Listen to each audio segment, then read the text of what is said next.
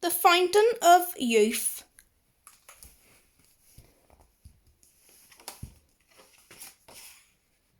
Wilma was trying to look at tadpoles in the park one day, but Wilf wouldn't leave her alone. He wanted to take a photograph of her. "Smile," he said. Floppy raced up with a ball.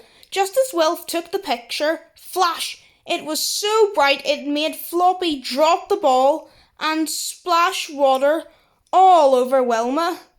"I'll call that one Wilma Cross," laughed Wilf. "Why are you being such a baby?" Wilma moaned.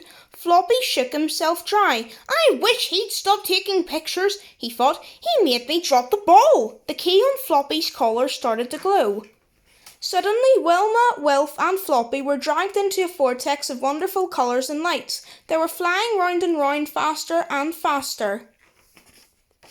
Wilma, Wilf and Floppy found themselves by a beautiful fountain. Wilf noticed a metal mug sitting on the wall of the fountain. He picked it up and filled it with water. "Don't, Wilf!" Wilma warned him. "There might be something wrong with the water." Wilf didn't listen. He drank all the water in one gulp. "Lovely," he said. Floppy had some too. Wilma was cross and stomped off. Wilf and Floppy followed her. They soon came to a huge gate. The gate opened, and a large man wearing a helmet looked out at them. He seemed surprised. "How did you get lost in there?" he asked. "No one's allowed in see, 'cause of the fountain," he gasped. "You haven't drunk from it, have you?" Wilf shuffled his feet nervously. "I did just have a little sip," he confessed. The man shook his head. This thing is you. Have just drunk from the fountain of youth. Do that you get younger. See, you're going to become a baby again. I said there was something wrong with it," Wilma said at once. She turned to the man. "What can we do?" she said. "Better come with me," he said, beckoning them through the gate.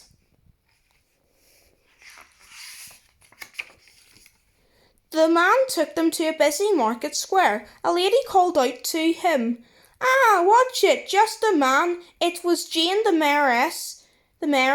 She looked very worried. "Bad news, I'm afraid. The underground stream that feeds the Fountain of Youth has got into our water supply." Right before their eyes, Jane suddenly grew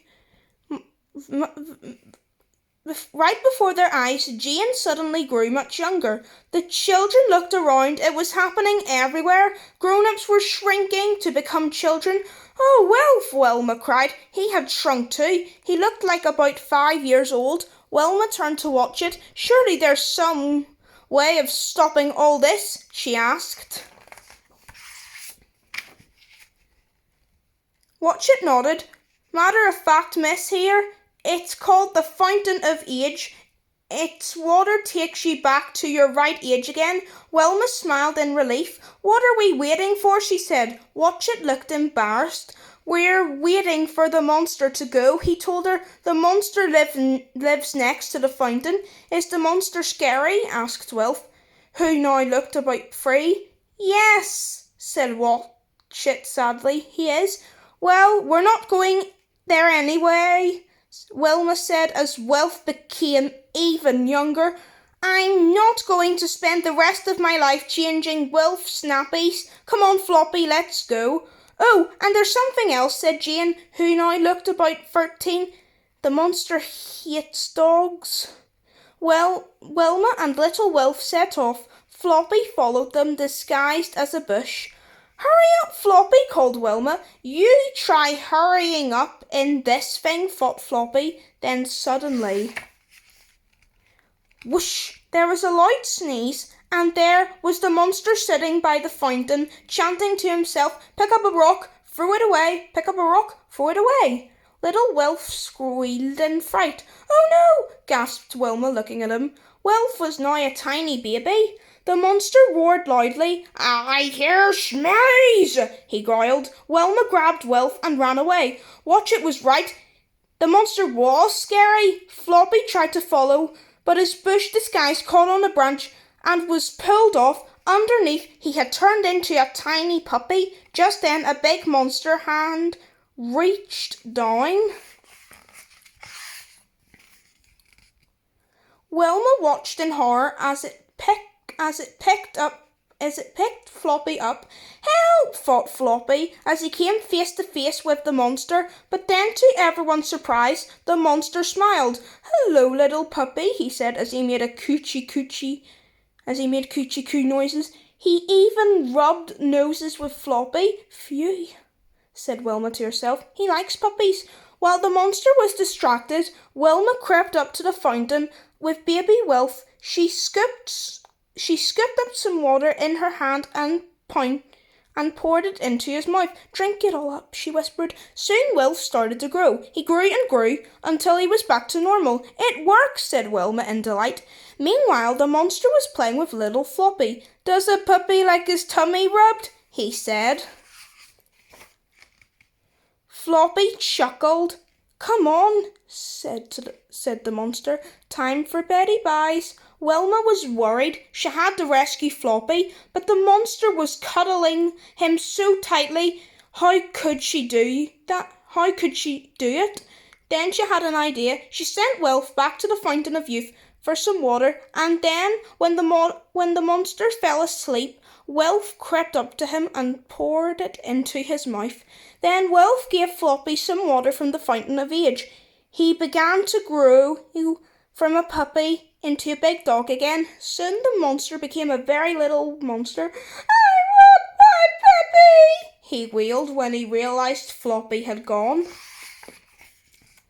Wilma and Wilf took the baby monster by the hand and, followed by Floppy, went back to